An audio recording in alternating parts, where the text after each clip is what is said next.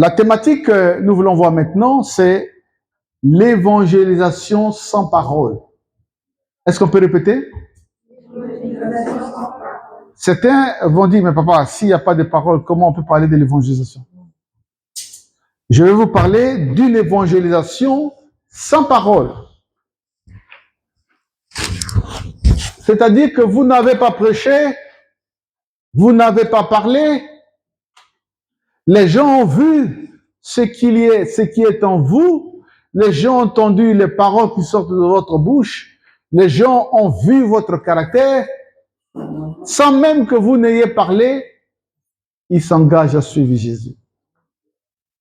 C'est possible. Nous allons lire la parole du Seigneur dans l'épître, la première épître de Jacques, au chapitre 1er, chapitre 3e, premier verset. Femmes, que chacune soit de même soumise à son mari, afin que si quelques-uns n'obéissent point à la parole de Dieu, qu'ils soient gagnés sans parole par la conduite de leurs femmes. Le texte parle de femmes, mais on peut généraliser parce que vous soyez femme, que vous soyez homme, vous êtes toujours créés à l'image de Dieu. La parole de Dieu ne s'adresse pas seulement aux femmes, elle ne s'adresse pas seulement aux hommes, mais s'adresse à tous, hommes, femmes. La parole de Dieu dit, afin que si quelques-uns n'obéissent pas à la parole de Dieu lorsqu'elle est prêchée, mais qu'ils soient au moins gagnés sans parole par la conduite.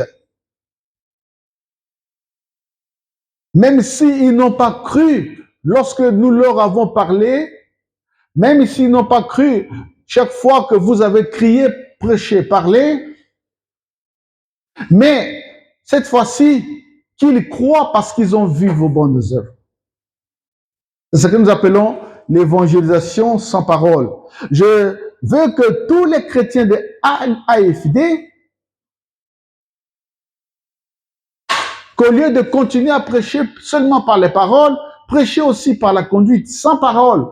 Faites l'évangélisation aussi sans parole. Vous n'avez pas parlé, mais par votre manière de vivre, les gens peuvent aimer Jésus.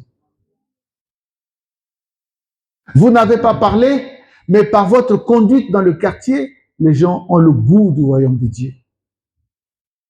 Est-ce que vous savez que c'est nous les hommes, nous les serviteurs de Dieu, qui donnons le goût du royaume de Dieu aux gens?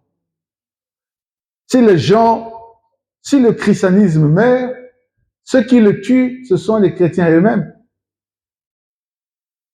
Si l'Église meurt, ceux qui la tuent, ce sont les chrétiens eux-mêmes.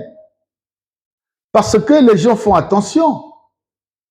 Je ne sais pas si vous avez constaté une chose. Dans les quartiers, quand vous prêchez, quand vous avez parlé de Dieu, quelle est la première question qui vient dans la pensée des gens? Tu pries où? Assemblera? Wapi? Les gens sont intéressés à savoir là où vous priez.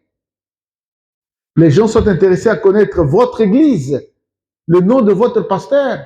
Pourquoi? Eh bien, c'est simple. Les gens sont fatigués d'entendre. Ils veulent voir. Ils veulent voir quoi? Je ne parle pas de miracles. Hein.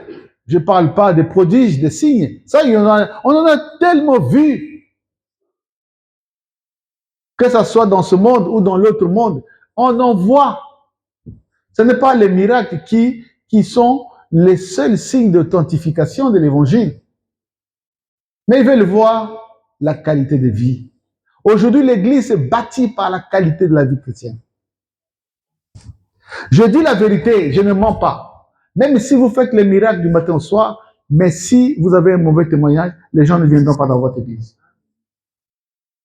Ce n'est pas les miracles, c'est la vie. Les chrétiens que vous voyez là, ils nous connaissent. Ils connaissent, même si nous prêchons,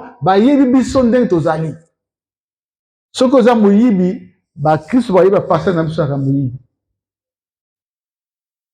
Mususu, baya l'église car parce que tika baya l'église elle nabiso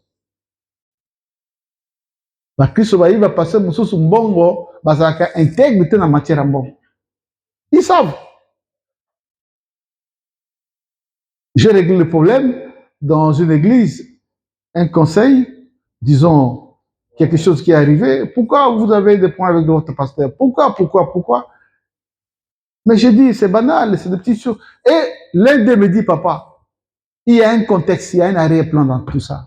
Le pasteur Mathieu d'argent, to cotisant d'engeni to somba kate. C'est qu'un bon écoute, combien paie ça? Combien paie ça? Yango on a to paie ça parce que to lingaka ye, to lingaka église, ce qui était tout ce qui est. Beaucoup de chrétiens, ils prient malgré eux. Les chrétiens nous connaissent. Si nous aimons les femmes, ils savent. Ils savent. Parce qu'ils nous ont déjà vus dans des positions mauvaises. Et nous croyons qu'ils ne nous ont jamais vus. Bah, mon abisson, bah, le baraté. Yo, na moyenge ben nous flotter ma boko ngai que toi n'a rien. Bah, mon akayo. Yo zo kansake, bah, tu as évité que yo za passer dans la soloka. Ils il y a des gens comme ça, ils sont élevés comme des vrais hommes de Dieu, ils ont des dominations pour qu'on croit en eux. On continue à leur faire confiance, même s'ils sont dans les loges sataniques. Mais on les appelle hommes de Dieu. C'est parce que l'église est aveuglée. L'église ne voit pas. Nous, les hommes de Dieu, certains ne voient pas. Même Lucifer peut te servir à manger comme ça. Tu manges, tu crois que c'est un homme normal. Oh, Lucifer, mais tu ne vois pas. Mais moi, s'il y a quelque chose qui marche, c'est l'œil spirituel. Je disais ça à mon collaborateur tout à l'heure. Il y a beaucoup de choses qui ne marchent pas, mais chez moi, Naïebi, je connais.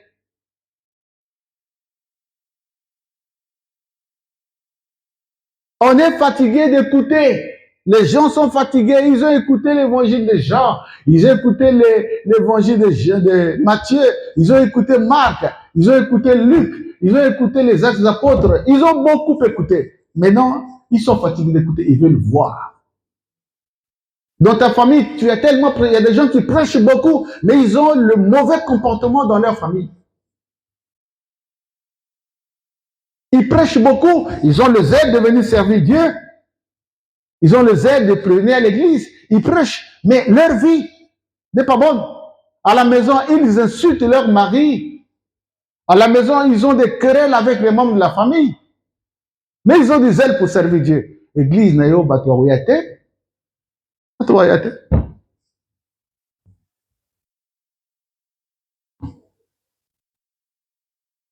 C'est pourquoi, mes frères, les actes parlent mieux que les paroles. Jésus a dit, écoute ce que Jésus dit, que votre lumière luise ainsi devant les hommes, afin qu'ils voient vos bonnes œuvres et qu'ils glorifient votre Père qui est dans les cieux. Matthieu 5, 16. Que votre lumière luise. Tu es lumière, bien tu es ténèbres. Si tu es lumière, brille. Certaines personnes sont pleines d'esprit. Plein d'esprit. Je sais que tu dis, mais papa, complète, plein d'esprit. Quel esprit? Esprit de Dieu ou bien du diable? Certains sont pleins du diable. Certains sont pleins de Jésus-Christ. Est-ce que tu as entendu? Non, tu n'as pas bien entendu. Je répète, il y a des gens qui sont remplis de l'esprit de Jésus-Christ. Certains qui sont remplis de l'esprit de l'autre monde là. Tu me dis, papa, comment le savoir? Eh bien, je donne un secret. Tu veux savoir? Leur comportement. Leurs œuvres. Ceux qui sont remplis de l'esprit de Jésus, ils ont l'amour. Ceux qui sont remplis de l'esprit de Jésus, ils se contentent du peu que Dieu leur donne. Ceux qui sont remplis de l'esprit de Jésus, ils sont pleins d'humilité. Ceux qui sont remplis de l'esprit de Jésus, ils sont pleins de douceur, ils ne sont pas pressés à parler. Ils sont humbles, ils ne cherchent pas leur propre gloire, ils ne pratiquent pas le culte de la personnalité. Ils pardonnent, ils ne parlent pas du mal des frères. Ils sont contents de l'élévation de l'autre. Mais ceux qui sont pleins plein de l'esprit de ce monsieur-là, l'esprit de ce monde, plein de haine, il ne pardonne pas. Il n'est né dans un milieu, tout ce qu'il cherche qu'on les voie. Ils veulent les titres. Ils ne connaissent pas demander pardon quand il a un problème avec toi. Il faut que toi, tu lui demandes pardon parce que lui, c'est un chef. Il ne sait pas que dans la vie chrétienne, même si tu n'as pas mal fait, tu peux demander pardon. Tu peux anticiper le pardon pour garder la paix avec ton frère et avec le Seigneur Jésus. Ils ne connaissent pas ça. Ils ne savent pas que dans le royaume de Dieu, celui qui s'élève, on le diminue. Vous savez que dans le monde, dans la vie chrétienne, il y a ceux que vous appelez grands, mais devant Dieu, ils sont des petits. C'est pourquoi moi, je les appelle souvent des bishops petits, des bébés, des apôtres bébés, des papes bébés, des évêques bébés, des docteurs bébés. Il reste encore des évangélistes bébés, des pasteurs bébés. Pourquoi? Parce que Dieu les voit comme des bébés. Le monde les acclame, le monde les élève, mais devant, dans le royaume de Dieu, ils sont des petits. Ils ne savent pas pardonner, ils ne sont pas capables de s'humilier, ils ne sont pas capables de chercher la dernière place. Celui qui connaît Dieu, il ne cherche pas la première place, il cherche la dernière. Celui qui connaît Dieu, il ne cherche pas à ce que l'on élève sa personne, il élève Jésus. Regarde Jean-Baptiste. Est-ce que vous savez que Jésus a dit que parmi tous ceux qui sont nés de femmes, il n'y a pas un qui soit comme Jean-Baptiste? Est-ce que tu as vu le caractère devant Jean-Baptiste? L'effacement, l'humilité. Alors qu'il était au sommet de sa gloire, les gens sont venus chez lui. Pendant qu'il baptisait, il a vu le charpentier de Nazareth venir se baptiser. Il dit, oh, mais c'est moi qui dois venir vers toi. C'est toi qui es plus grand. Il faut que Dieu t'ouvre tes yeux pour que tu voies comment Dieu voit. C'est que non pas les lunettes de Dieu. Ils ont les lunettes du monde. Tu peux mépriser celui qui est plus grand que toi. Dans la spiritualité, tu n'es même pas son égal, mais tu le méprises parce que tu ne vois que selon les principes de son monde. Parfois, tu peux appeler père celui qui est fils, parce que tu n'as pas les lunettes. Et qu'est-ce que Jean a fait? Jean-Baptiste. Il s'est tourné vers le peuple. Il dit, écoutez-moi, vous m'avez assez acclamé, vous m'avez assez élevé, mais maintenant, ce n'est plus moi. Voici celui que vous devez élever. Lui, il m'a précédé. Avant que je ne vienne, lui, il est venu avant moi. Il est le Fils du Très-Haut. C'est lui que vous devez acclamer. Qui peut dire ça encore aujourd'hui? Beaucoup de gens se font appeler Élie, Jean-Baptiste, il est Élie. Mais s'il est Élie, qui nous montre, qu'il jette la gloire sur Jésus. Si quelqu'un est Élie, qui est encore un Jean-Baptiste aujourd'hui? S'il y en a un, qui l'éveille, donnez-moi son nom. C'est qui? Mais qui donne la gloire à Jésus? Puisque Jean-Baptiste montre Jésus. Il a dit, voici l'agneau de Dieu qui ôte le péché du monde. Mais s'il y a un Élie, qui donne la gloire à l'agneau de Dieu? Les Jean-Baptistes qui gardent la gloire pour eux-mêmes sont des faux Jean-Baptistes, des faux Élie, des faux messagers. Un vrai messager ne s'exacte pas. Un vrai messager exacte celui qui lui a donné le message. Si un messager s'exacte, il est déjà faux. Jésus a dit, si quelqu'un parle de lui-même, il est faux. Si je parlais de moi-même, j'étais faux. Mais comme je parle de mon Père, donc je suis dans le vrai. Le vrai, c'est celui qui parle de Dieu, qui parle d'un autre, qui ne s'exacte pas. Mais combien parmi nous s'exactent? Jésus dit, la foi sans les œuvres est une foi morte. Jacques, chapitre 2, verset 26. La foi sans les œuvres est une foi morte. Tu as la foi? Oui, mais où sont les œuvres?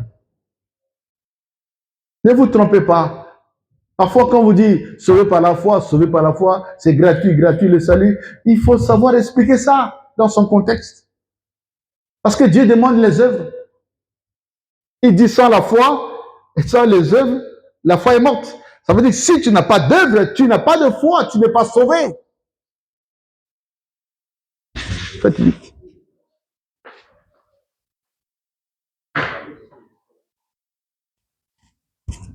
La foi sans les œuvres est une foi. Oh, je n'ai pas entendu, hein. La foi sans les œuvres.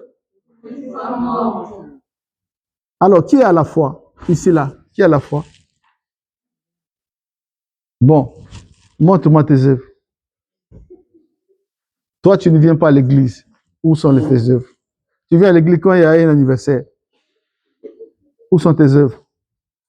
Tu viens à l'église quand il y a une cérémonie. Où sont tes œuvres? Tu n'es pas marié, mais tu vis comme un païen. Où sont tes œuvres? Tu ne travailles pas. Tu ne vends rien. Mais tu es toujours propre, avec des bijoux chers, des anges. Tu trouves l'argent où? Oh, je vis par la foi. Mais où sont les œuvres? Donc la foi là quoi? C'est Dieu qui descend la manne. L'argent ne descend plus comme la manne. Non. Maintenant il faut travailler. Tu ne travailles pas. Comment tu gagnes l'argent? Moi je te dis, quand tu es à l'église, tu donnes ton offrande, tu payes la dîme, c'est une bonne chose. Tu me viens, tu me bénis, c'est bon. Mais moi un jour je veux savoir où tu touches cet argent. Oh, est-ce que la scène m'a bé? Yo osalaka te. Yo oza na mobali te. Oyo bayebi ke mobali na ye asalaka na sekina ou bien na banque. Tala yeyo. Ou bien na Micodec. Yeyo. Bayi aza te. Botekaka mpe na zando te. Ke atekaka asala bacommande bakwanga eyaka bafufu atekaka ye rien. Ntongo etani manzaka ozobongisa. 11h ozotala basérie. Ozotala bapongi. Soki milele na bo babengaka soki bidibu soki oyo ya brésilien tous oza nango mais yo ozwaka mbongo wapi? Yo ozwaka mbongo wapi? Ozomema biso makambo mabe biso totiki mokili yo ozomema mokili église biso toboya makambo wana mais yo ozomemela biso makambo wana comme bapasteur biso tozozanga mbongo soki mondima ye sérieux nzambe alongola yo vraiment nzambe apambola yo yo ozalaka part sero oyo apesaka mbongo mais oui pasteur asalaka bien mais azwaka ngo dis amen bien mosusu azosala mosala ki pd azozwa mbongo yo na mbongo ya pd na église c'était ça de la prostitution ana 8 hommes asalaka baronde e azozwa dime azozwa na église wana dime tu ne crains pas Dieu ata tozozanga mbongo na église nayebi me mbongo aboyi te. J'ai vu un pasteur qui dit, pasteur, yo lingo za lokola nzambe ye moko. Ouais, etalinga te ndenge azwaka ngaka mbongo, oui, biso tout tolingi bato bapia mbongo l'église, mais nous travaillons d'abord pour leur salut. Et c'est mon yo za mbongo moto pe na suka omoni ya ki en faire. Je préfère que ozanga mbongo ya église sans mbongo mais oza la sauver. Vous êtes une ville placée sur une montagne. Matthieu 5, 14. Tu es une ville placée sur la montagne. Est-ce que tu sais? Tu es une ville placée au-dessus de la montagne. Tu donnes le bon exemple. Tu ne te querelles jamais. Tu ne te bats jamais. Tu pardonnes. Tu es en paix dans le quartier avec des gens. S'il y a un problème, tu fais tout pour garder la paix. Tu pardonnes ceux qui te font le mal. Tu supportes pour garder la paix. Est-ce que tu pries que tu sois vraiment la lumière de ton quartier? Est-ce que toi, tu es lumière? Toi qui entres avec les hommes, tu sors dans ton quartier, on sait déjà. Tu sais, une fois, on a dit aux sœurs, aux frères, on va faire l'évangile de porte à porte. Il y avait un frère qui faisait partie. Alinga fungolaka monogolo, yope kanga. Mais j'ai dit quoi? Mais kanga yako le bate, ya yebi quelque chose de yebi. Évangélisation sans parole. Jésus a dit, j'ai un enseignement que j'aime donner, lumière à 100%. Jésus dit, si ton corps est dans la lumière, n'ayant aucune partie qui soit dans les ténèbres, c'est alors que tu es réellement lumière. Luc 11, 36. Vous voyez? Lumière 100%. Dis, je veux être lumière 100%. Qui veut être lumière 100%? Que cela acclame Jésus. Lumière 100%. Oh, que Dieu nous aide à être des lumières 100%. Parce que quand nous croyons être 100%, on est loin. On a vaincu ici, mais là, on est encore loin. Il ne faut pas t'enorgueillir. Hein. Si tu as vaincu l'impudicité, mais tu n'as pas. Est-ce que tu as vaincu le vol en Moïse? Si tu as vaincu le vol, est-ce que tu as vaincu la colère? Toi, celui qui a les cambo, et ce qu'on a ma baie. Bon, tu as vaincu la colère, mais est-ce que tu as vaincu l'orgueil? Au milieu des gens, toi, tu cherches seulement qu'on te voie. Bamusuba ye avant ni swina yoka ka olobaka ah mon ngai tala tena nga tala basuki. Tu n'es pas 100% lumière. Que Dieu nous aide. Bien. Deuxième thématique, les talents. Chacun doit bien gérer ce qu'il a reçu du Seigneur, car il lui rendra compte de cela. Les talents.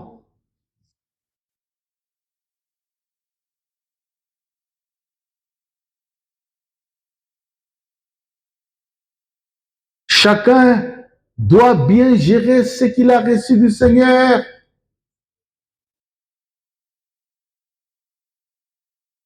J'ai prévu de lire un texte.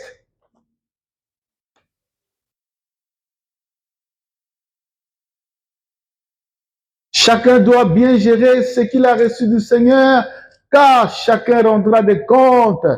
Il en rendra des comptes. Chacun de nous a reçu un talent, un don. Il n'y a pas quelqu'un qui, après son salut, n'a rien reçu de Dieu. Tous, nous avons reçu du Seigneur quelque chose et nous devons le mettre en action pour que l'Église du Seigneur avance, pour que le royaume de Dieu avance. Et le Seigneur, lorsqu'il reviendra, il te demande... D'ailleurs, je vais te dire une chose. Le jugement de Dieu va se passer là, va se baser sur ce que tu as reçu et comment tu l'as fructifié. Est-ce que tu sais ça?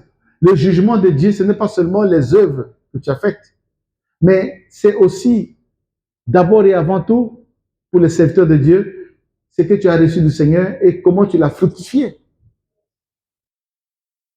Certains vont mourir comme un œuf, comme dans un œuf. La mort dans l'œuf.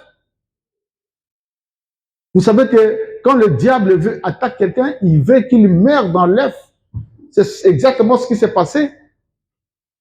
Jésus, le bébé Jésus est né, le diable voulait le détruire pour que plus jamais, ce que Dieu a mis au-dedans de lui sorte. Il y a des choses en toi. Est-ce que tu le sais? Est-ce que tu sais que dans ton ventre, il y a les gaz? Tu sais que dans ta vie, au-dedans de toi, il y a l'onction de l'Esprit de Dieu. Est-ce que tu sais qu'au-dedans de toi, il y a des talents, il y a des grâces? Est-ce que tu sais qu'au-dedans, à travers toi, beaucoup de gens peuvent venir à Jésus et être sauvés? Est-ce que tu le sais? Mais est-ce que tu l'examines, tu le mets en exécution? Si tu ne le mets pas, tu mourras comme un œuf, comme un corps dans un œuf. Il y a des gens, nous tous, nous naissons d'un œuf. Les humains, les oiseaux, les animaux, nous sortons d'un fétiche. La vie commence par un fétiche. Et le diable connaît ce fétiche-là. Le diable sait la destinée de ce fétiche. Et ce qu'il fait, il cherche à étouffer dans l'œuvre, à tuer, pour que jamais tu ne puisses servir Dieu. Pour que jamais ce que Dieu a mis en toi, que tu meurs avec. Il y a des gens qui meurent avec leurs dons. Il y a des dons des gens qui sont enterrés avec leurs dons. Regarde, je vais lire un texte. Suis-moi très bien. Il en sera de même comme d'un homme qui, partant pour un voyage, appela ses serviteurs et leur remit ses biens.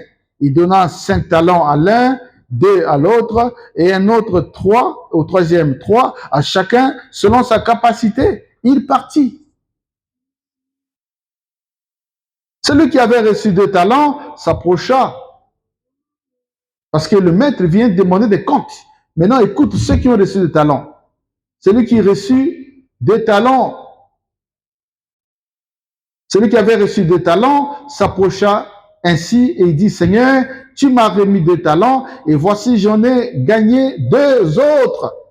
Son maître lui dit, c'est bien, bon et fidèle serviteur, tu as été fidèle en peu de choses et je te confierai beaucoup. Entre dans la joie et dans la gloire de ton maître. Celui qui n'avait reçu qu'un talent s'approcha ensuite et lui dit, Seigneur, je savais que tu es un homme difficile, compliqué. Je n'ai pas voulu avoir de problème avec toi. Je n'ai pas voulu travailler, je craignais de perdre ça. Parce que je sais que toi, si tu perds, tu ne pardonnes jamais. Moi, je veux vivre. Ton talent est là. Et qu'est-ce que le maître dit?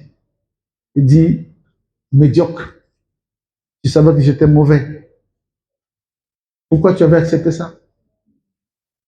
Il fallait ne pas prendre. J'aurais donné mon talent à un banquier, il aurait fructifié. Et à mon retour, j'aurais gagné avec des bénéfices. Tu as pris mon talent et tu n'as rien fait. Bon, les talents, l'équivalent de l'argent aujourd'hui. Tu as pris mon argent, tu ne l'as pas fructifié. Alors, ravissez-lui ce talent. On a pris. Et allez, ça ne s'est pas arrêté là. Ça ne s'est pas arrêté là. Jetez-les en enfer. Bon, la parole de Dieu, il faut savoir l'interpréter. Ça ne veut pas dire que si tu ne veux pas servir Dieu, tu iras en enfer. Ce n'est pas ce que ça veut dire. Regarde, quand quelqu'un veut servir Dieu, il est sous la protection divine. Est-ce que vous savez ça? Je mets une parenthèse, excusez-moi. Moi, j'ai fait 5 ans sans exercer le ministère. Et pendant ce temps, le diable voulait me prendre ma vie. Il voulait prendre ma vie. Quand je dors, donc quand je regarde la télé, je suis seul, mais je vois, je suis entouré par des gens. Et quand il parle, j'entends. Il disait, on l'a beaucoup fait souffrir, prenons sa vie maintenant. J'ai rencontré un vieil homme, peut-être qu'il a déjà décidé de dire, reprends le ministère pour vivre, sinon tu partiras. J'ai repris le ministère. Et je peux dire que c'est grâce à la reprise du ministère que moi je suis en vie aujourd'hui. Si je n'avais pas repris AFD, peut-être que je serais mort. Parce que dans le ministère, tu as la couverture divine. Pourquoi on l'a envoyé en fait? C'est pas parce que, simplement parce qu'il n'a pas voulu servir Dieu, on l'a envoyé. Non, parce que on ne sait pas l'état dans lequel il se trouvait, cet homme-là. Puisqu'il ne servent pas, quand on ne sert pas Dieu, on glisse dans le péché, dans les mauvaises choses. Est-ce que tu sais que l'œuvre de Dieu te protège? La Bible dit, tu serviras le Seigneur et j'éloignerai la maladie de toi.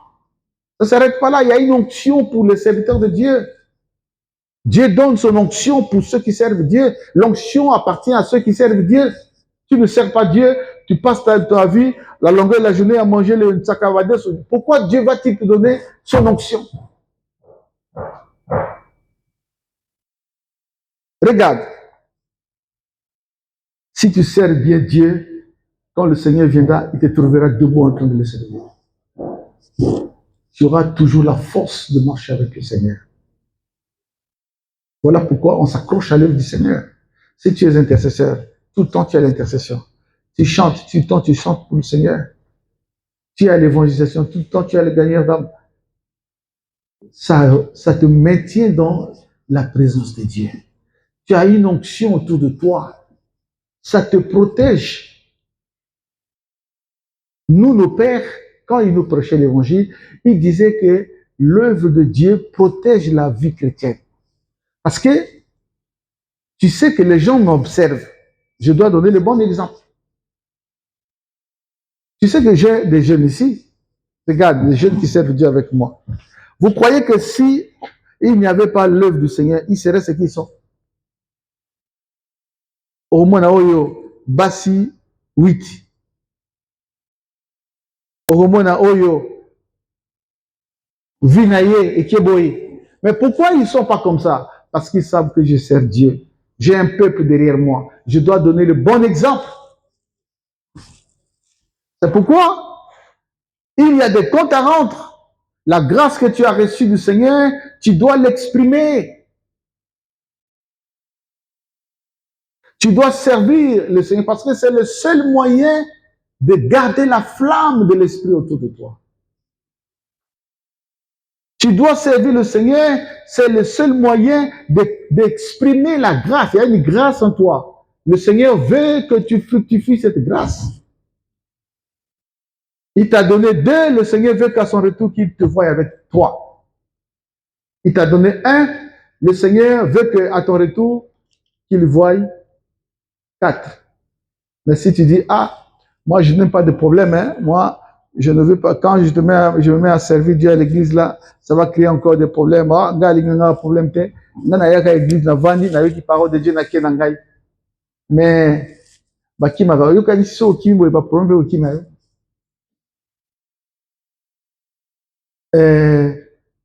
moi j'ai un professeur, il nous enseignait à l'Institut biblique, il nous disait que faut jamais dire qu'il y a un problème. Il nous dit, vous, pasteur, il faut jamais dire ça. Alors, je dis, le pasteur, mais c'est bon quand on n'aime pas. Il ne faut jamais dire ça. Ne prononcez pas un gars qui a problème. Non. Attends, il a problème, les problèmes vont toujours te suivre parce que l'œuvre de Dieu, c'est là où il y a toujours des problèmes. Il faut que toi, tu sois sage. Quand un problème vient, Tanguy, tu sais comment l'éviter. Hein? Tu connais pas Tanguy? Hein? Comment on dit? Tanguy. Et Tanguy, tu passes.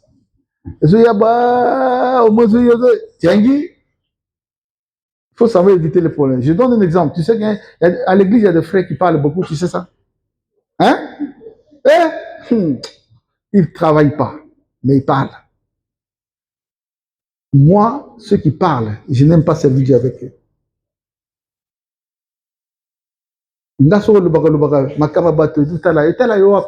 Est-ce que Dieu t'a établi la police des gens ici? Occupe pas de... Tu as vu, oui, tu as vu, oui, tu as vu quoi? Va le voir. Il y a quelqu'un qui vient, il dit, papa, j'ai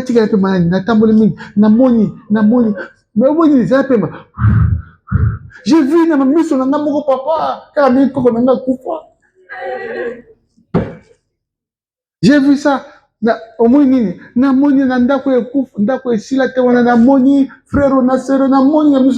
Mais est-ce que tu ne sais pas que ça, c'est l'immaturité? Et tu as vu, mais va le voir. La Bible autorise d'aller voir. Écoute, la Bible autorise deux choses. Il faut bien comprendre. Non. Yoka. Le Seigneur dit, si tu as vu ton frère pécher, fais quoi? Mais s'il n'écoute pas, et s'il n'écoute pas, tais-toi. Non, va voir l'église. Donc, si moi je viens voir l'église, il y a une solutionité. N'a rien parce que dans l'obéli au boy que vous avez dans l'église. Eh. Boussot aux alaka l'église, je vous donne un témoin, ce qui s'est passé en 1989, 8-9. Bon, tu étais déjà né, mais tu avais 1 an seulement. Ce frère-là avait du zèle à l'église. Je connais ce frère, je connais son nom, mais je ne peux pas dire ça. Il était magicien. Dans un quartier, là où il habitait, les gens secrètement le connaissaient. Mais à l'église, il est évangéliste. Il était respecté à l'église. Bon, un frère a écouté la parole de Dieu, dit, si tu vois ton frère pécher, va le voir. Il est allé le voir. Il dit, frère, mais toi tu sers Dieu avec nous. Oui, je sais, mais comment tu es dans la magie? Oh non, je ne suis pas dans la même, mais l'homme que tu fréquentes là, c'est un magicien.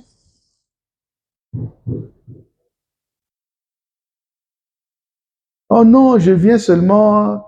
Mais tu viens le prêcher. Comment? Tu es son camarade. Il n'écoute pas. Le frère continue à le voir. Il dit, bon, comme j'ai déjà, la Bible dit, va le voir. Tu n'as pas écouté. Il faut que je prenne un deuxième.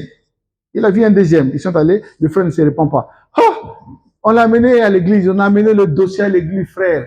Et les frères ont pris soin d'amener les témoins. J'étais là. Je n'étais pas le pasteur responsable de l'église. J'étais derrière le pasteur. Et j'ai vu comment le pasteur a traité ce frère. Yo sakana makamazame atemi si frère wana église telema zo opposition frère otozo pese na Satan kasi ko tozo livrer na Satan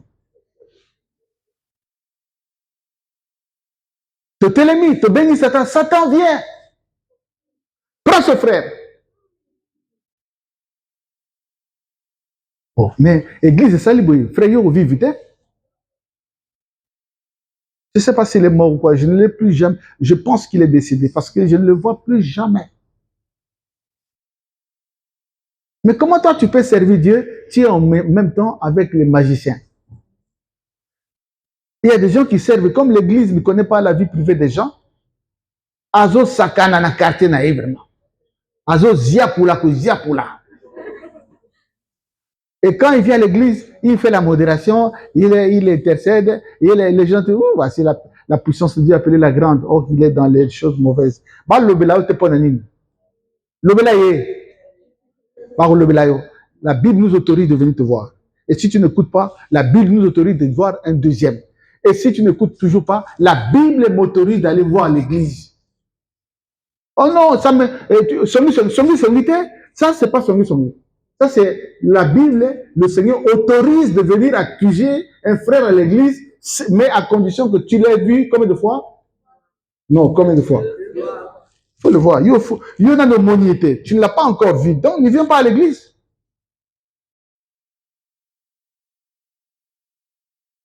Il y a un frère. Ah, Tika, frère Wanabosa. Donc, en une année, il a engrossé 4 filles. 3 à la chorale, la même chorale. Eh, bino baso bolingaka, ko pesa ndoto na ba frère église. Élève zo zelayo kaka soni. Ogoyo ka soni. Yo moto zo sambe l'église, frère zo luka zo pesa continuer na yo. Mais soni zo landa yo. Obota Didier. Et Didier ne se cache pas. Attends, caché Didier pour la l'homme. Il a engrossé 3.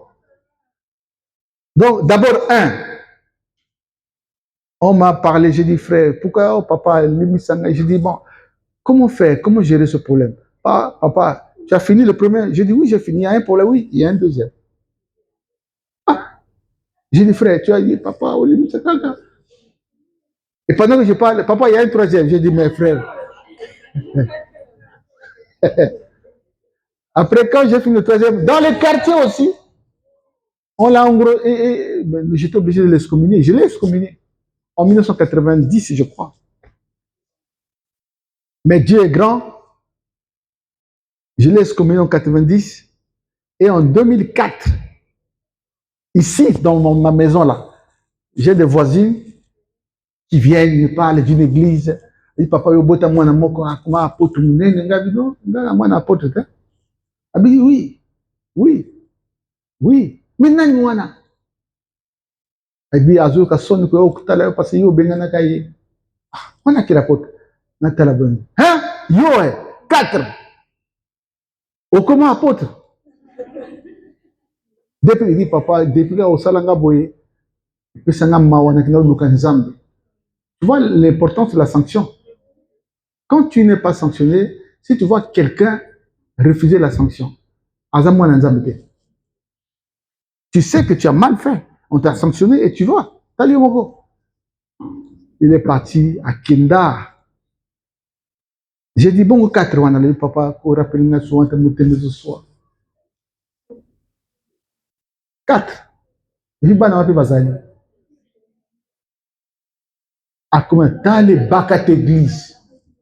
À comment on a responsabilité. À bala, ce que moi, ça, à comment stable. J'ai dit, bon, ce que yo, sanction nanga, et bon, ça kayo, ou bien, ça kayo, papa, sanction nanga, tu vois, la sanction ne détruit pas, elle construit la vie de quelqu'un. Est-ce que tu es avec moi? Bon,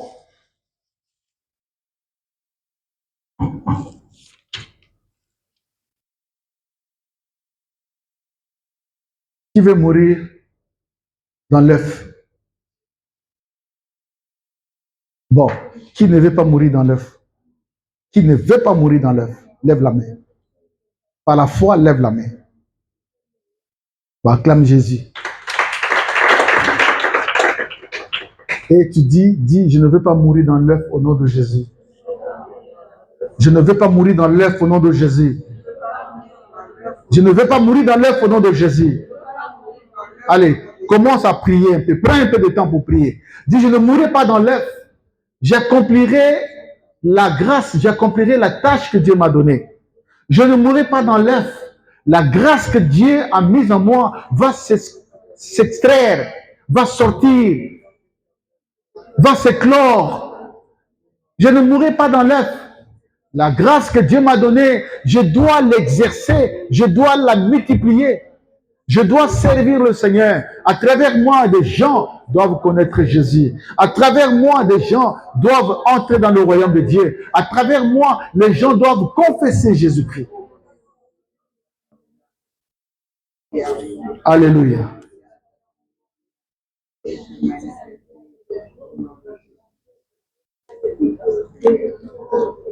Amen. Bon, écoute, je vais te lire un texte biblique. Apocalypse, chapitre 3, versets 14 à 22. Écoute. Écrit à l'ange de Laodicée.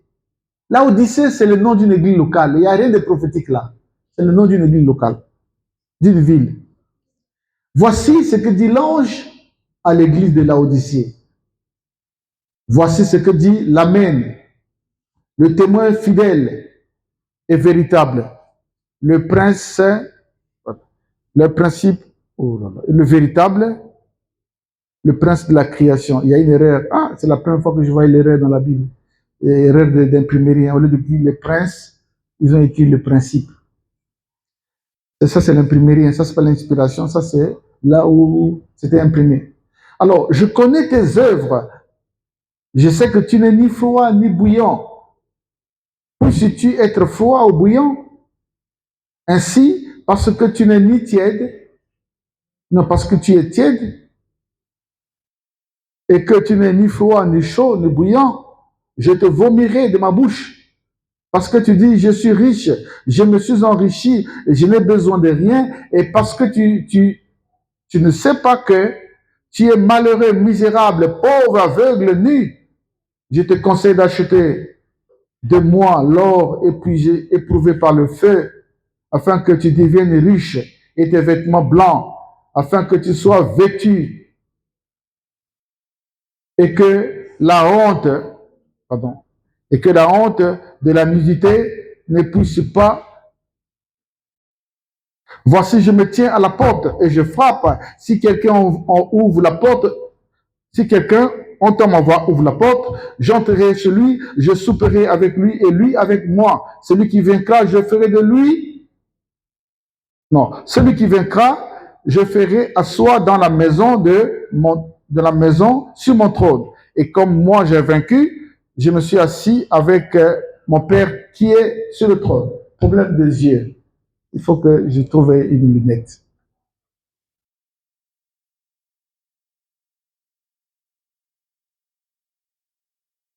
Est-ce que vous avez compris? Qui parle ici? Qui parle? Moi, je lis simplement. Mais l'auteur, celui qui parle ici, c'est qui? Ça, c'est les paroles de qui? Ça, c'est pas les paroles de Jean. C'est vrai que j'ai lu Apocalypse. Mais les paroles là, c'est les paroles de qui? Tu ne sais pas. Hein? C'est les paroles de qui?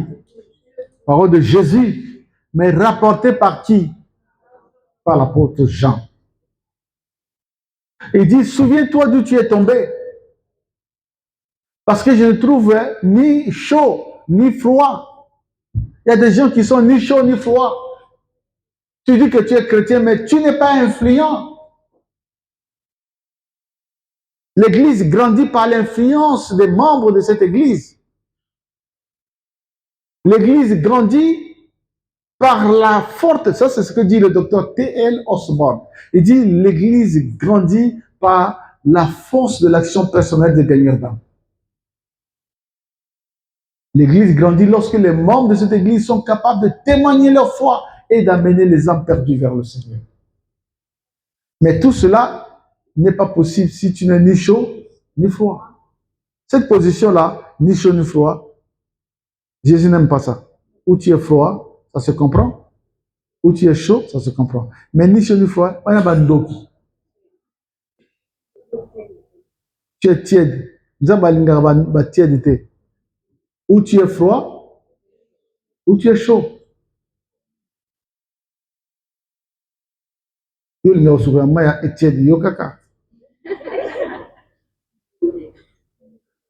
bien Sougama Malili, ou bien moto. C'est-à-dire, aucun d'église, 10 000, on peut s'arrêter. Offrande, on peut s'arrêter à 50, à 100 francs. Au banc à Ranzan de thé. Mobile à l'ingé à Dieu, ok. Ma bengue, moi, moko, moi, moko, le Nzambe, kam moko. Moko, ok, décasier ici.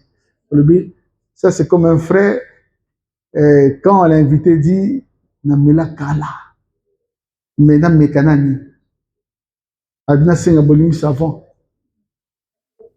Il y a des gens qui demandent pardon à Dieu avant de pécher. Tu es qui, toi? Tu veux aller pécher, tu demandes pardon à Dieu à l'avance. Et en plus, à moi, église, on a mon amakam. Papa, en tout cas, on limite ça, on yoga sango. Mais, namela kala, papa. Makam yuso lo baganga yoka gango. No pesanga moi autorisation. Nam megama ta. Parce que, kala. Papa n'a omelaka 2 bouteilles à pompe. Mais il est parti. On l'a ramassé là-bas. 2 casiers. Tu ne peux pas briller avec des mauvaises œuvres. Ce qui tue les chrétiens, ce qui les rend faibles, c'est quoi? C'est les œuvres. Attention, les péchés pèsent tellement. Tout à l'heure, avec mon fils, de grâce, il me parlait, il dit, papa, attention, les vidéos, il y a des vidéos qui pèsent beaucoup. Il faut les supprimer. Moi, je dis, même dans la spiritualité, c'est comme ça. Il y a ce qui pèse beaucoup dans la vie chrétienne, c'est le péché. Quand tu commets ces choses, ça pèse. Le péché, ce n'est pas seulement le sexe. Péché, Ali Koswana. Péché, Ali murmure. Tu murmures contre les gens à l'église. Péché, c'est quoi? Parler du mal des autres. Ça, c'est grave, ça. Est-ce que tu sais, c'est grave? Tu es là, assis, en train de parler. Et puis, aujourd'hui, maman n'a mis ce terme à terre. Nga il n'a frère wana l'église, kola lim sana na frère wana. Na il n'a qu'à moi ce qu'il est là pour faire matin nga kinité. Ça devant Dieu tu perds beaucoup. Dans la spiritualité, tu perds beaucoup. Moi, il arrive des moments où lorsque je suis dans la prière, moi j'ai des visions, c'est ce qui marche chez moi. Si tu viens chez moi, je prie pour toi, j'ai toujours les visions. Je vois beaucoup. Beaucoup. Si tu pries pour toi, c'est ce que j'ai déjà vu. Et quand je commence la prière, Dieu, tu sais que le Saint-Esprit a pris l'habitude de me montrer mes péchés du jour. Même si j'ai oublié, regarde, ça pèse. Demande pardon sur ça. Je dis, oh Seigneur, même les regards. Il y a des choses, tu as vu ça, ça t'a beaucoup plu. Et tu regardes sans arrêt. Péché. Il y a des moments où tes paroles sont, tu t'es beaucoup plaint. Est-ce que tu sais que les plaintes, c'est un péché? Tu te plains, il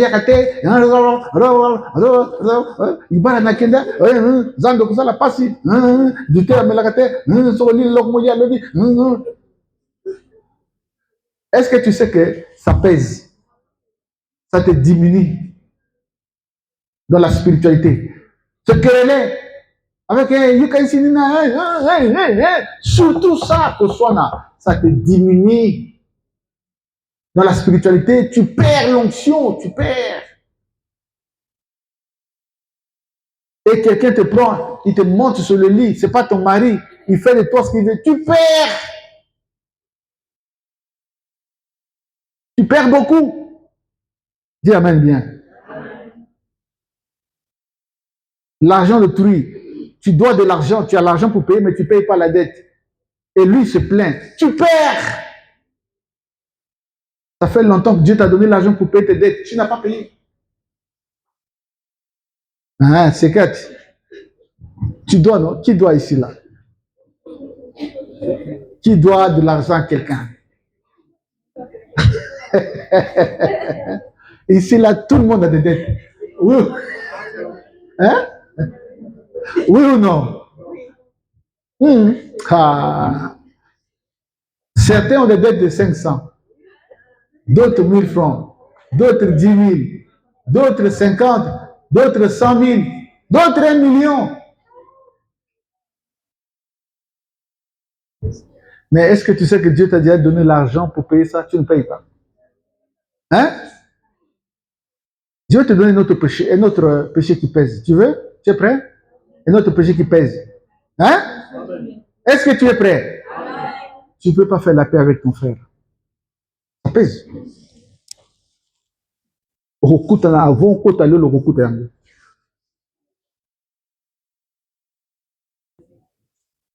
Et puis le fait de refuser de demander pardon, tu sais que ça pèse.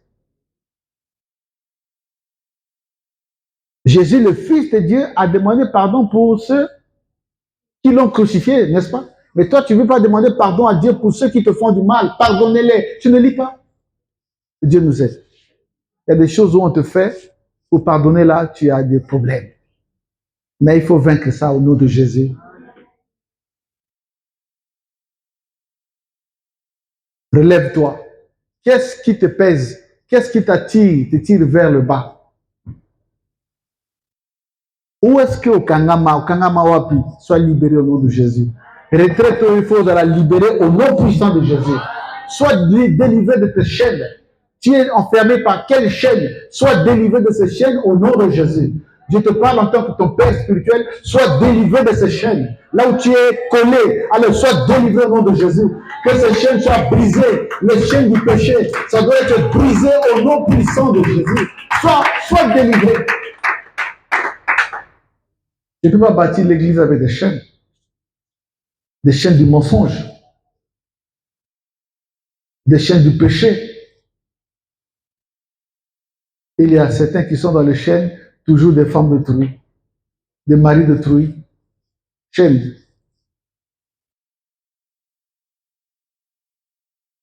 Certains, les chaînes de l'alcoolisme, aussi des chaînes.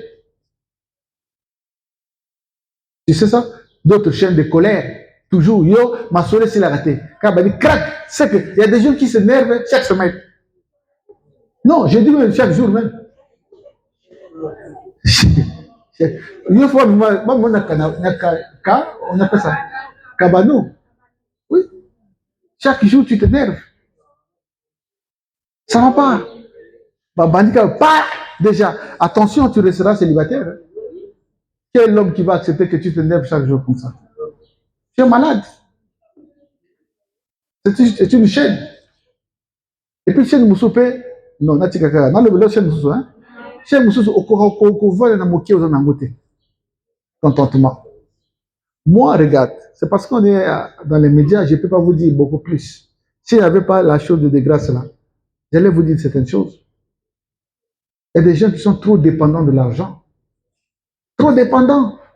Mais si l'argent n'a pas, si l'argent n'est pas là, vis avec le peu que Dieu te donne. Contente-toi du peu que Dieu te donne. Ton salaire est petit, adapte-toi. Si ton salaire te permet de faire 1500 marchés, fais. Est-ce qu'ici à Brazala, 1500 marchés, ça ne peut pas aller? Hein? Je sais que d'autres ici disent, papa, tu rigoles ou quoi? Non, je ne rigole pas.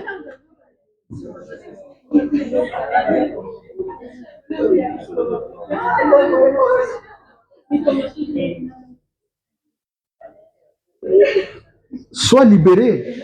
Tu n'en as pas. Zala calme et puis yoka. Sans okufanzala, koloba pete, c'était super. Sans okufanzala, aux en difficulté, pour l'obité, tu gagnes dans le royaume de Dieu. Mais si tu as parlé, c'est fini, tu perds les points. Ne parle pas. Au lycée, mais tout le monde sait que chez toi, tu n'as rien eu. Que Dieu nous pardonne pour ça. Souvent, on est tentés, nous tous. Moi, j'ai un fils. C'est difficile que je ne parle pas de fils biologiques. Hein. Est-ce que tu veux savoir si de grâce a faim? Tu ne peux pas, hein? Jamais. Et puis, il travaille comme s'il a mangé. Un jour, je le regarde. Ça va, dis, ça va, papa. Il dit non, il y a Olia. Je dis viens. Bon, tu as la simba qui m'a mis là. Je dis, ah, nous, tu es là. Il ne parle pas. C'est la fin où, même crise là, tu ne peux pas savoir. Mais il y a d'autres. Moi, je n'ai pas mangé. Moi, je n'ai pas mangé. Mais alors, je fais quoi? C'est moi qui t'ai appelé. Quand tu viens servir Dieu, c'est moi qui t'ai appelé. C'est Jésus. Je venais te passer. Je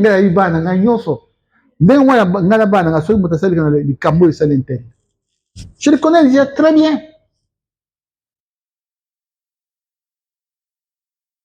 C'est aussi des chaînes. Il y a aussi une chaîne, une autre chaîne, qui te tire vers le bas, qui t'empêche de bien servir Dieu. Tu aimes trop t'intéresser des choses des gens. Ça ne te regarde pas, mais tu aimes parler de ça. Hein? Moi, moi, Dieu m'a donné des bons collaborateurs. Je n'ai jamais vu Mignon se plaindre sur quelqu'un. Je n'ai jamais vu ça. C'est moi qui me plains. Et lui, il dit, papa, ça va marcher. Que Dieu me pardonne de ça aussi. Parce que j'étais, quand ça ne marche pas, mais cette personne-là, voilà comment il néglige l'œuvre du Seigneur. Voilà comment il fait. C'est aussi mauvais. Hein? Il faut prier pour lui, que Dieu me pardonne de cela. Dieu m'a dit à renouveler et je ne me plains plus. Je ne me plains plus. Je prie seulement. Quand un collaborateur fait mal, je ne me plains plus. Je me mets seulement à prier. Que Dieu soit loué. Dis Amen bien. Il y avait une sœur, ça c'est un témoignage que je donne. Je l'avais déjà chassé de l'Ibem. Lui, il sait. Je dis, non, chasse-lui de l'Ibem. Il me dit, papa, attends les résultats. Peut-être que Dieu va les relever par les résultats. Je dis, oh, toi, tu es toujours comme ça. Et quand je reçois les notes, c'est celle-là qui est sortie première. Je dis, oh, ne te plains pas. Prie. Est-ce que tu as compris? Est-ce que vous priez pour vos pasteurs? Priez pour moi. Moi, j'ai besoin de vos prières. Un frère n'est pas intéressé dans l'œuvre de Dieu. Prie pour lui. Prie pour lui. Et puis, l'unité, on bâtit le Seigneur, l'œuvre du Seigneur dans l'unité. Le bas, bon, mon corps. Tu veux faire une chose, fais-le avec l'autre. Tu veux décider, fais-le avec les autres. Il faut, à l'église, on dit jamais, le pasteur a décidé, on dit, l'église a décidé. Est-ce que tu comprends? Dans l'église, on dit jamais, j'ai décidé. Non, là, c'est le langage des gens du monde. J'ai décidé, j'ai, toi, c'est qui? Quand Jésus mourait sur la croix, tu étais là. J'ai, moi, propriétaire d'église, j'ai. Tu sais que je dis toujours aux pasteurs qui aiment trop s'approprier de l'église, le mot viendra quand tu seras proche de la mort. C'est là où tu sentiras le poids de ce travail-là. Quand tu centralises tout le moi, mon église, moi, mais tu ne vas plus parler. Ce que les gens vont faire de ton église après toi, tu ne sais pas. Organise l'église comme si tu n'étais pas toi le chef. Que chacun sache ce qu'il doit faire. Si on veut nommer un diacre, voilà comment ça se passe. On veut nommer un ancien, voilà comment ça se passe. On veut nommer un pasteur, voilà comment ça se passe. On veut faire ceci. Tout le monde sait. Efface. Un leader doit s'effacer pour laisser la place au nouveau leader qui vient. Si tu ne le fais pas, on te choisira la place où on te mettra. Est-ce que tu comprends? Non, tu n'as pas bien compris. Je vais reprendre.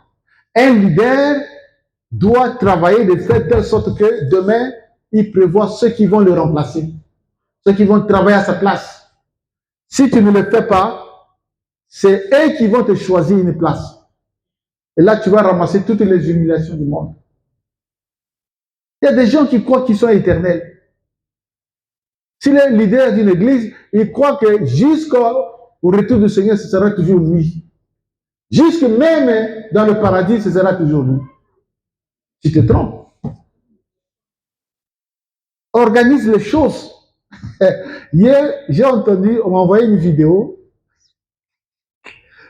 J'ai vu ça à 0 heure. J'ai vu mon père en train de pleurer. Il dit, je demande la mort n'arrive pas. Je me suis mis à rire. Il a 90 ans. Il dit, je demande la mort. Et la mort ne vient pas. J'ai dit, papa, tu ne sais pas que tu vivras encore très longtemps.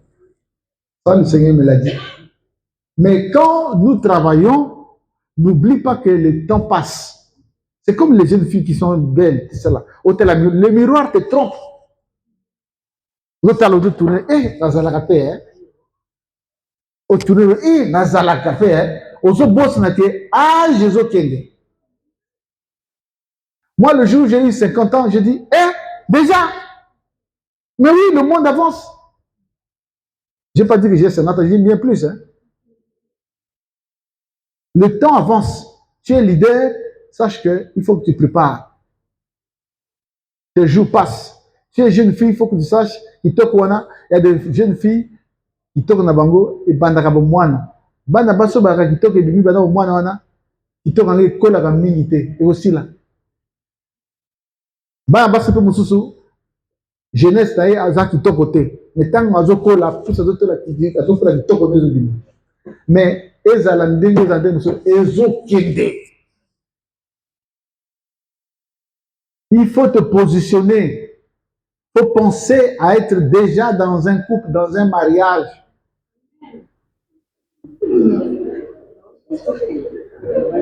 Si j'ai un bien. On peut prendre un numéro.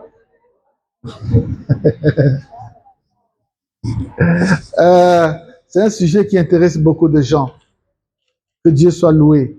Bien, je passe à une autre thématique. Je crois que tu as compris que tu peux bien servir Dieu. Il y a des choses qui te retiennent.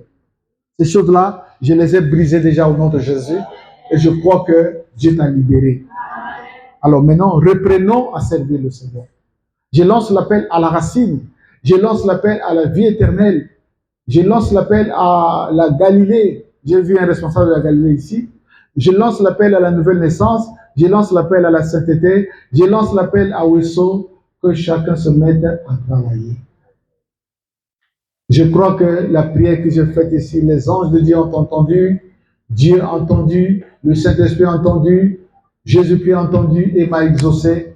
Soyez libérés au nom de Jésus, que ces chaînes soient brisées. Alors maintenant, reprends l'œuvre de Dieu pour que ces choses-là marchent bien. Bon, écoute, je vais vous parler de la connaissance authentique et la connaissance erronée. Connaissance authentique de Dieu et la connaissance erronée. Il y a des gens qui ont des connaissances erronées sur Dieu. C'est-à-dire, ils connaissent Dieu, mais avec des erreurs. Il y a aussi des gens qui connaissent Dieu, mais ils ont une bonne connaissance de Dieu. La bonne connaissance de Dieu vient de quoi? Des songes? Non. De la prophétie? Non. D'un prophète? Non. D'un maître illuminé qui écrit et vous le lisez, vous connaissez Dieu? Non. La connaissance authentique de Dieu vient de la Bible qui est la parole de Dieu. Dites Amen bien. c'est la parole de Dieu, les Saintes Écritures, qui donnent une connaissance juste, authentique de Dieu. Si tu connais Dieu par la Bible, donc tu le connais bien, de façon authentique. Mais si tu le connais par intermédiaire, c'est-à-dire les livres des prophètes, les livres des docteurs, tu le connais mais en partie. Il y a des choses qui sont justes, il y a aussi des choses qui sont erronées. C'est pourquoi je vous conseille, avant de lire la brochure, lis d'abord la Bible. Avant de lire un livre que vous avez vu dans la librairie, lis d'abord la Bible. Il y a des gens qui aiment les livres qu'on vend dans les librairies, les livres qui sont dans la bibliothèque, qui sont plus intéressés aux livres qu'à la Bible elle-même. Ça, c'est une erreur qui touche beaucoup, hein? Même des docteurs, des maîtrisards, des licenciés, des pasteurs, etc. Beaucoup de gens commettent cette erreur-là. Ils connaissent beaucoup de livres, les livres, mais ils connaissent peu la parole de Dieu. Alors, écoute, la Bible est la révélation de Dieu. La Bible est la parole de Dieu. Parce que la Bible dit, toute écriture, est-ce qu'on peut répéter avec moi? Toute écriture est inspirée de qui? De Dieu. Toute écriture, de Timothée, chapitre 3, verset 5. Toute écriture est inspirée. Littéralement, ça veut dire quoi? Je vais vous expliquer. Littéralement, ça veut dire que tout ce qui est écrit vient de Dieu. Bon, peut-être que ça c'est mal dit encore, je vais encore plus expliquer. Tout ce qui est écrit, c'est Dieu qui veut que cela soit écrit. C'est pourquoi tout ce qu'il y a dans la Bible, de Genèse jusqu'à Apocalypse, c'est Dieu. La Bible est intégralement la volonté de Dieu. Même si dedans il y a des paroles de Satan, ça reste la volonté de Dieu. Ça reste la parole de Dieu. Je dis ça ce matin ici. S'il y a un décret qui est publié, signé du président, ça reste un décret présidentiel. Peu importe ce qu'il y a dedans, mais puisque ça porte le sceau du chef, c'est le décret du chef.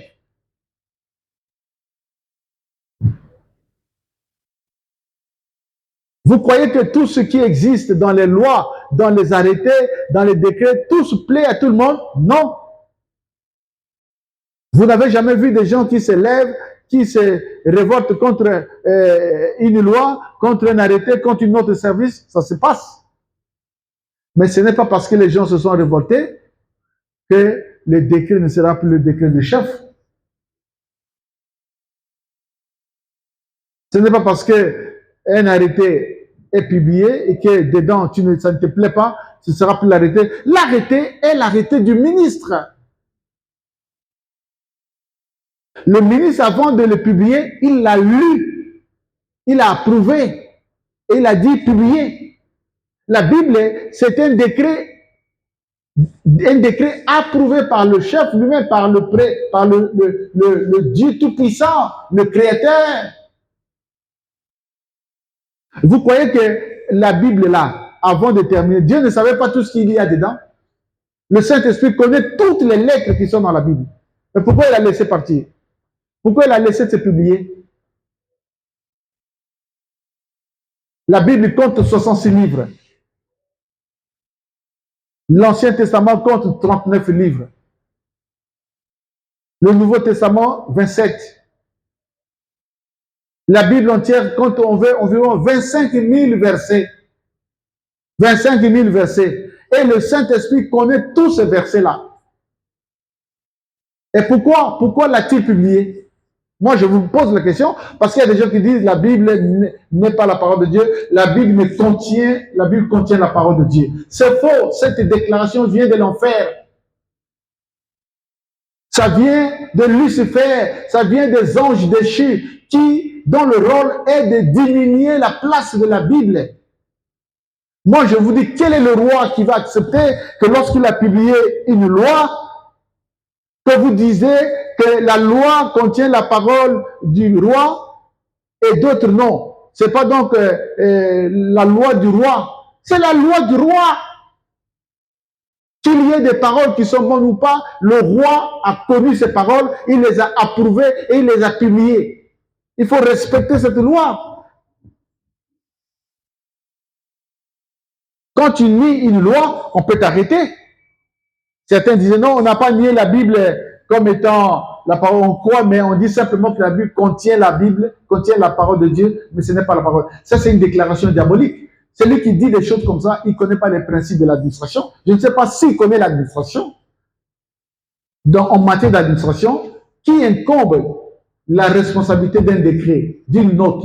C'est celui qui l'a rédigé, celui qui l'a publié, celui qui a écrit, celui qui a signé. Celui qui a signé devient le dépositaire de cette lettre. Moi, j'ai une secrétaire, je lui dis, écoute, lorsqu'une note est préparée, c'est tout un ensemble de personnes. Il y a des gens qui ont travaillé qui savent. Lorsqu'on veut préparer une note de service, un arrêté ou un décret, il y a des travaux qui se font, des travaux littéraires. Lorsque la Bible, avant que la Bible soit publiée, il y a eu l'inspiration, il y a eu la révélation, il y a eu l'inspiration. Le Saint-Esprit a fait un énorme travail. Et quand tout cela était fini, alors on a publié, on a imprimé. La Bible a commencé à être traduite depuis les âges, depuis le temps, depuis les premiers, depuis les siècles d'ailleurs, que ce soit dans l'Ancien Testament et dans le Nouveau, et la Bible était traduite au fur et à mesure. Donc ce n'est pas aujourd'hui. Tout ce qui est publié, c'est Dieu qui le veut. Arrêtez donc de dire que la Bible contient la parole de Dieu. Ceux qui disent ça, ils humilient la parole de Dieu. La Bible est la parole de Dieu. Que l'Église dise Amen. La Bible ne contient pas la parole de Dieu. La Bible est la parole de Dieu. Répétez, la Bible est la parole de Dieu. Parce que toute écriture est inspirée de Dieu. Tout. Toi, tu ne lis pas. L'adverbe est tout. Tout, ça veut dire tout. Toute écriture. C'est-à-dire d'Apocalypse, de Genèse, jusqu'à après. Tout ça, c'est Dieu. Même s'il y a des paroles de Satan, mais Dieu veut que ces paroles-là soient là pour que ceux qui lisent comprennent. Et donc, toutes ces paroles ont le sceau de Dieu qui cachette. La Bible est la parole. Et c'est la Bible qui nous donne une bonne connaissance de Dieu. Il y a certains qui n'ont que la connaissance de ce qu'ils ont appris des prophètes. Alors, je ne veux pas que toi, tu t'arrêtes aux brochures. Les brochures, je n'ai pas dit que les brochures sont mauvais. Il y a des brochures qui sont bonnes, les brochures bonnes qui exaltent Jésus. Les brochures qui sont bonnes, c'est ceux qui défendent l'autorité de la Bible. Les brochures qui sont bonnes, c'est les brochures qui certifient, qui renvoient les chrétiens à lire la Bible. Les brochures qui sont bonnes, c'est ceux qui authentifient les vérités qui sont enseignées dans la Bible. Mais il y a des brochures qui réduisent l'autorité de la Bible. Ça, il ne faut pas lire ça. Il y a des brochures qui exaltent les prophètes, qui exaltent les hommes, au lieu d'exalter le Créateur lui-même. Ça, ce n'est pas des brochures. C'est pourquoi, vous voyez, moi j'ai constaté, beaucoup d'entre nous, les pasteurs, nous n'avons pas une connaissance approfondie des Écritures. Parce qu'au lieu de lire les Écritures, nous lisons les hommes. Les hommes sont méchants. Je veux que toi, tu lises seulement la Bible. Excusez-moi, pas seulement la Bible, tu peux lire autre chose, mais d'abord et avant tout, tu lis la Bible. Tu comprends la Bible. Et tu crois qu'elle est la parole de Dieu. Il y a des gens qui commencent à douter même que la Bible soit de Dieu. Oui, la Bible est de Dieu. Les hommes ont rédigé, mais de la part de Dieu. Est-ce qu'il y a-t-il un livre qui a changé les vies comme la Bible? Est-ce qu'il y a un livre authentique comme la Bible? C'est pourquoi, serviteur de Dieu, je ne veux pas que toi tu méprises la parole de Dieu. Tu dois la lire. Qui a une Bible à la maison? Lève la main. Bon. Ah, je n'ai pas dit qui a un téléphone, qui a une Bible. Je n'ai pas dit ça. Je reprends. Qui a une Bible comme ça à la maison? Bon, le BC. Qui la lit chaque jour? Levez la main. Ah, Omoni. C'est ça le problème. Vous voulez servir Jésus, mais vous ne lisez pas la Bible. Maintenant, vous allez enseigner quoi? Écoute, la connaissance authentique de Dieu ne vient pas d'abord du Saint-Esprit. Le Saint-Esprit, son rôle, c'est de nous aider à ce que la parole écrite produise le fruit dans notre cœur. Le Saint-Esprit, c'est une aide. Ce n'est pas lui qui doit t'enseigner, Jésus est venu à Bethléem. Tu as déjà vu le Saint-Esprit enseigner ça? Tu as déjà vu le Saint-Esprit enseigner que Jésus, quand il est mort, 2 personnes étaient crucifiées. Tout ça, c'est la Bible qui nous les renseigne. Mais le Saint-Esprit, lui, qu'est-ce qu'il fait? Il vivifie la parole de Dieu. Il nous régénère. Il transforme nos cœurs pour qu'ils soient prêts à recevoir cette parole et que cette parole produise du fruit en nous. Mais le Saint-Esprit, ce n'est pas lui qui enseigne les Écritures. Il y a des gens qui disent, nous n'avons pas besoin que nous allions enseigner, nous étudier parce que le Saint-Esprit... Est-ce que le Saint... Donne-moi le verset qui dit que quand la Bible dit le Saint-Esprit vous enseignera, tu comprends quoi? Tu peux remplacer le mot enseigner, nous aidera, nous fortifiera, nous régénérera. C'est ça son rôle. Ce n'est pas un texte biblique, tu vas t'accrocher à un texte. Il faut regarder toute la doctrine du Saint-Esprit. Qu'est-ce que la Bible enseigne sur l'œuvre du Saint-Esprit? Il est notre parakletos. Il nous aide. Il est notre avocat. Le mot parakletos peut aussi être traduit par avocat. Il nous aide. Il prendra ce qui est à vous. Il annoncera au Père. Et il prendra ce qui est à moi, Jésus. Et il l'enseignera à l'Église. Tu n'as pas lu ça? Il vient la mission. J'ai entendu quelqu'un qui dit on n'a plus besoin de la Bible parce que le Saint-Esprit nous enseigne. Ça, c'est un fils. Ce n'est pas un disciple de Christ. Celui qui dit comme ça, il a fait un mauvais disciple-là.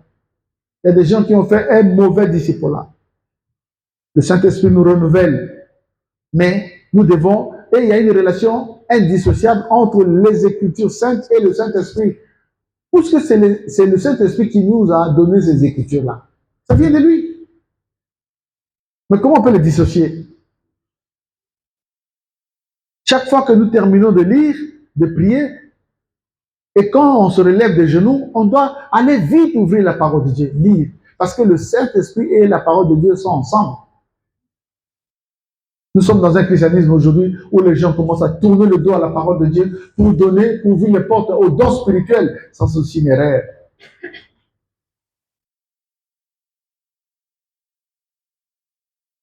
Que les gens disent Amen. Bon, je pense que on devait s'arrêter. Ce que nous avons pensé, donné. Et puis, je vais terminer par une parole. Il faut que chaque serviteur te dise, ma relation avec Jésus, ça suffit. Ce qui suffit, c'est ma relation avec Dieu. Même si je peux manquer l'argent, pourvu que je sois en bonne relation avec Jésus. Même si les gens me persécutent, mais ma relation avec Jésus est intacte. Même si je suis sanctionné, mais ma relation avec Jésus est intacte. Il faut privilégier d'abord ta relation avec le Seigneur. Dis Amen, non? Amen. Si ta relation avec Jésus est abîmée, là, tu ne vaux rien devant Dieu. Même si on te méprise, il faut dire que moi, ma relation avec Jésus est bonne. Même si on ne t'a pas nommé, même si on a nommé les autres, on leur a donné des responsabilités à l'église, toi, tu n'en as pas eu. Il faut seulement dire le plus important, que je sois en bonne relation avec le Seigneur. Est-ce que vous comprenez? Même si je ne suis pas marié, même si les autres se marient au jour le jour, moi, j'attends mon temps, mais ma relation est bonne avec le Seigneur Jésus. Donc, n'abîme pas ta relation avec le Seigneur. Sois jaloux de ta relation avec le Seigneur. N'accepte jamais que quelqu'un abîme ta relation avec le Seigneur. Il faut abandonner les amis qui t'envoient loin de Dieu. Que le Seigneur soit loué. J'ai terminé. Que Dieu vous bénisse.